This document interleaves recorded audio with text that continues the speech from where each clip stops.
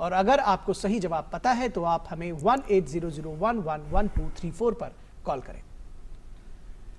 तो ईशा जी, हम आपसे पूछ रहे थे कि किस तरह से हैंडराइटिंग को सुधारा जा सकता है कैलीग्राफी के जरिए, कैसे बच्चे सीखे इसको? जैसे कि आप देख रहे हो, मैंने A to K लिखा है पूरा।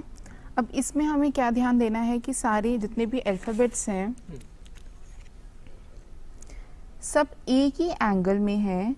जैसे कि राइटिंग अगर सुधारनी है किसी के लिए तो पहले तो लेटर फॉर्म्स अलग अलग है, उसको सीखना पड़ेगा। तो बेसिक कुछ रूल्स हैं जिसको हम ध्यान देते हुए थोड़ा बहुत इम्प्रूव कर सकते हैं।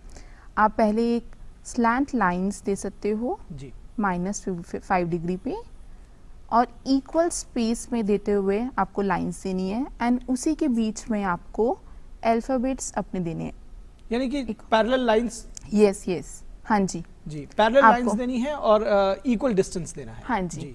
तो उसी के अंदर फॉर्मेशन देनी है। और आपको ये ध्यान रखना है कि जितने भी हमारे असेंडर्स होते हैं, जो असेंडर में लूप आता है या सेंटर में लूप आता है, ये लूप सब में इक्वल होने चाहिए, चाहे वो अल्फाबेट H हो चाहे अल्फाबेट B हो, सब में इक्वल लूप आने चाहिए, ऐसे ही जैसे नीचे आते हैं। हैंडराइटिंग सुधारने के लिए कुछ मैसेज भी देंगी बच्चों को? थोड़ा धैर्य रखें, मुझे ऐसा लगता है लिखते वक्त, जो छोटे बच्चे हैं सीखते वक्त।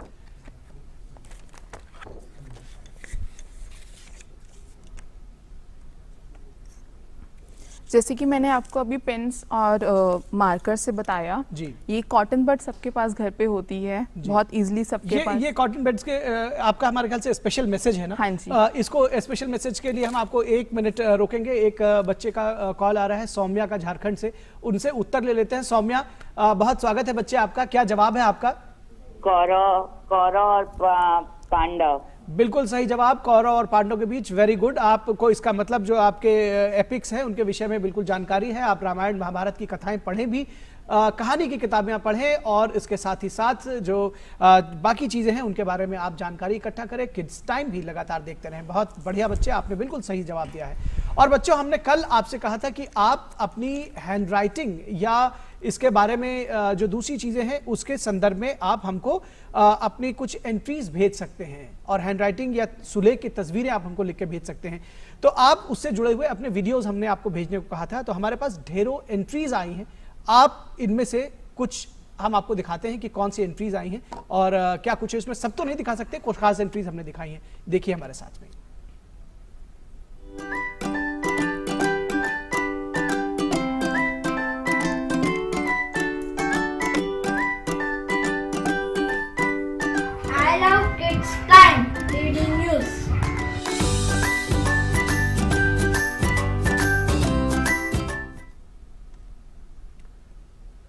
बिल्कुल शानदार तरीके से बच्चों ने अपने जो एंट्रीज हैं जो दी हैं वो आप आगे भी देंगे contest@ddnews@gmail.com पर। हम बताएंगे कि आज का विषय क्या होगा। इससे पहले कुछ खास करके दिखाने वाली है हमको आज ईशा जी, बच्चों के लिए क्या दिखाएंगे? जैसे कि आप सभी को पता है कि जितना हम घर पे रहेंगे उतना सेफ रहेंगे, तो वही मैसेज मैं देना चाहूंगी, और नॉर्मल कॉटन बड से जो हम सबके पास होती है घर पे।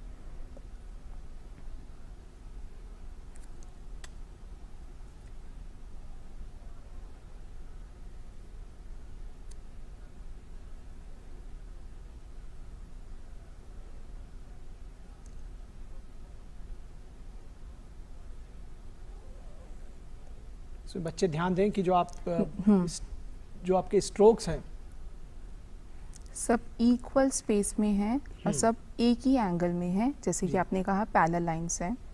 अगर मैं स्लैंट दे रही हूँ तो सारा स्लैंट दूंगी, अगर मैं स्ट्रेट दे रही हूँ तो सारा स्ट्रेट दूंगी। इसमें क्या जरूरी है कि बच्चों की जो ड्राइंग है, जो आर्ट है, वो बहुत अच्छी होनी चाहिए, ऐसा है? नहीं, ऐसा कुछ नहीं है जी। यानी इसको कोई भी बच्चा कर सकता है? बच्चे क्या, बड़े बड़े कोई भी कर सकता है जी। और ये इसी को करते हुए आपका बहुत कंसंट्रेशन पावर भी बहुत बढ़ता है कि आपको इक्वल स्पेस मेंटेन करके रखना होता है। तो बच्चों का बहुत कंसंट्रेशन पावर बढ़ता है और राइटिंग तो साथ साथ इम्प्रूव होती ही है। तो ये ध्यान देने की ज़रूरत है कि पैरेलल लाइंस रखें। हाँ जी। और साथ ही साथ स्पेस जो दे रहे हैं वो भी बिल्कुल इक्वल हो हर शब्द के बीच में। और यही चीज़ हैंडराइटिंग में भी जो अपना सुलेख है जिसको कहते हैं, हाँ जी, लिखावट को बेहतर बनाने के लिए भी यही इसी नियम का पालन करें। हाँ जी। और सब जितने भी आप देते हैं, अगर आप 1 पेज भी पूरा कर रहे हैं तो सब में जैसे कि आपने ए लिखा है तो ए को आप पूरा ए की फॉर्मेशन में दे, ये ना हो कि आप कहीं और कुछ और बना रहे हैं कहीं कुछ और, तो वो एक गलत मैसेज देता है। जी। आपको ए की डायरेक्शन में बनाना है। तो बच्चों आप इससे अपनी हैंडराइटिंग सुधारने के जो टिप्स है वो सीख रहे होंगे। ईशा जी ने आपको बताया, आप घर में इसको प्रैक्टिस कर सकते हैं। कॉटन बड को यूज़ करने के लिए ये ध्यान रखना है कि कॉटन बड को यूज़ करने से पहले इंक में थोड़ा डिप करें ताकि वो कॉटन है वो ऑब्जर्व कर ले इंक को, तभी आपकी इंक पूरी शीट पे आएगी। जी।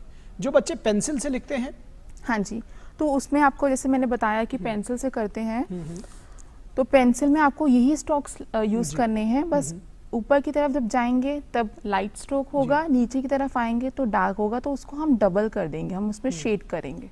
तो आप पेंसिल हो, कॉटन बड हो, मार्कर हो, चौक हो, आप किसी से भी घर पे कर सकते हो। जी, बहुत कोई खूबसूरत, स्पेशल बहुत ही टूल्स अच्छा बनाया आपने, और मुझे उम्मीद है कि बच्चे प्रैक्टिस करेंगे तो वो भी अच्छा बना सकेंगे। बहुत आपने शानदार तरीके से बच्चों को सिखाया। निश्चित तौर पर आज जो हमारे नन्हे मुन्ने हैं उन्होंने बहुत कुछ